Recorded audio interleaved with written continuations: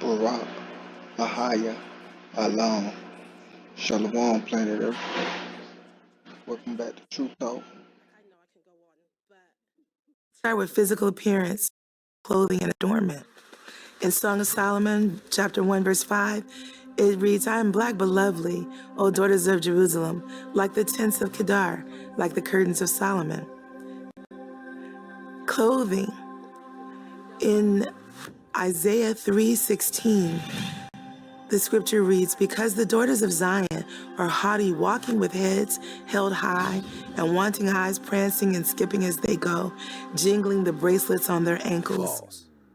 So let's take a closer look at this passage and get an even clearer picture of the culture of Israelite women. Isaiah states in Isaiah 3:16 that the Israelite women walk with stretched out necks, mincing and making a tinkling with their feet. So what exactly is mincing? A synonym for the word mince is to sashay or to strut. Now, the black woman, because of her naturally curvy figure, is the most synonymous woman on earth with this type of walk or strut. But he doesn't stop there. He continues and says that they make a tinkling with their feet. The word for tinkling is the word akat, meaning to shake bangles, rattle, tinkle anklets. Even the Gessenes Hebrew Chaldee lexicon states to adorn oneself with anklets, or to make a noise or the tinkling with them, a mark of a woman desirous of attracting attention. The ankle bracelets and the bangles are a part of East and West African tradition. For example, the Wolof women of Senegal wear anklets to determine marital and social status. The women of the Ivory Coast wear them during initiatory rites, funerals, or festivals. In some rites, the anklets are used to create music during the ritual dance. In other words, as Isaiah said, they make a tinkling with their feet.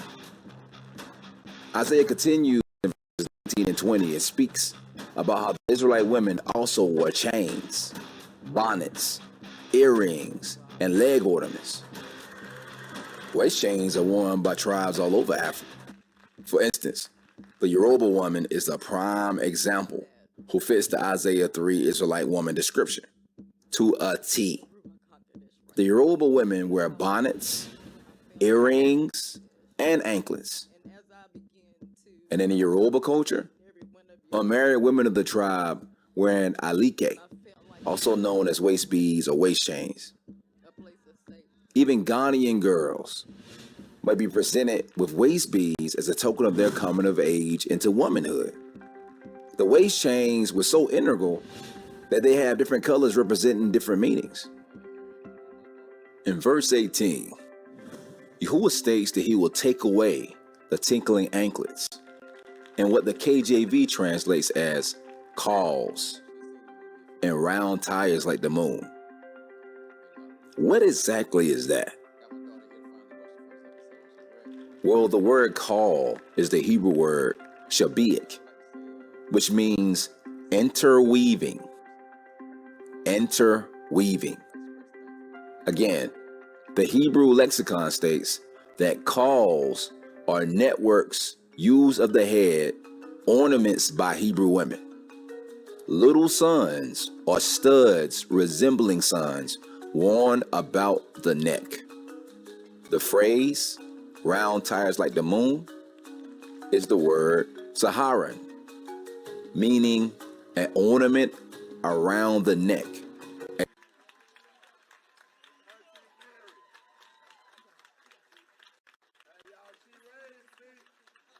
Round tire like the moon. So calls and round tires like the moon translate as round interweavings worn about the neck that resemble tires and the sun and moon. The Maasai people of Kenya and Tanzania wear round interweavings around the neck that resemble tires and the sun and the moon. I mean, really, you can't make this stuff up. The scripture speaks for themselves. The Western world has told you this is what an Israelite woman looks like. When in actuality, according to the scriptures, this is what an Israelite woman looks like. Verse 20 also speaks about the Israelites wearing of headbands and tablets. Headbands and tablets. What culture on the earth wears headbands and tablets? Well, that will be Ghana. Where women and men wear headbands or mitris in their traditional attire.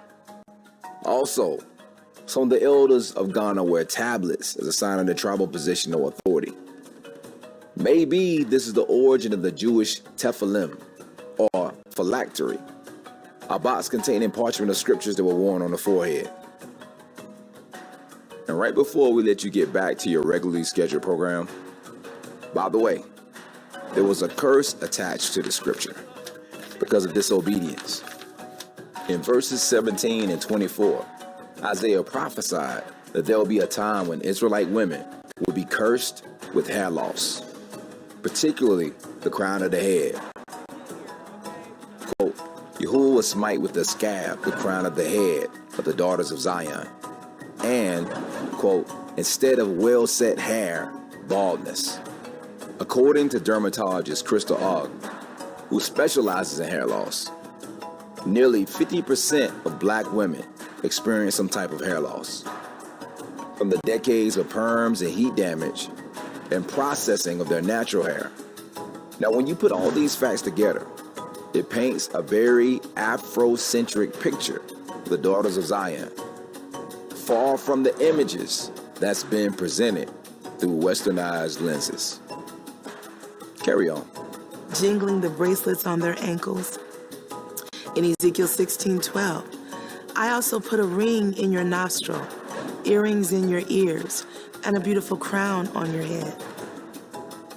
We can see that there were many ornaments worn by the daughters of Zion, and we see similar ornaments worn by the women on the continent of Africa.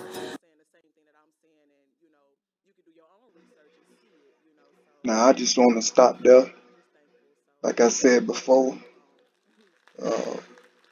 this is coming from the movie Reclaiming the Throne, or the document slash movie Reclaiming the Throne.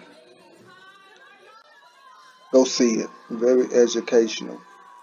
It's going to open your eyes to a lot of things. But I just came on here to echo what's being said, is that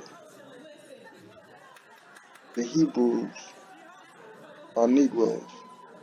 All 12 tribes are Negroes. And the women, the daughters of Zion, the Hebrew women, are Negroes. They're not Latino, they're not Asian, they're not Puerto Rico. Even though we got Negroes that's in Puerto Rico, we got Negroes in Mexico, we got Negroes in Cuba, we got Negroes all over. But the Negroes that are in those places, the Negro men and women, are the Hebrews of scriptures that said they would be scattered amongst the heathen, small in number. And what are the Negroes are in America? Are we the majority or the minority? And even in Africa, as we know it, the continent, the majority is the minority, because the majority does not own what the minority owns. The few white people that's on the continent own everything and throw their weight around.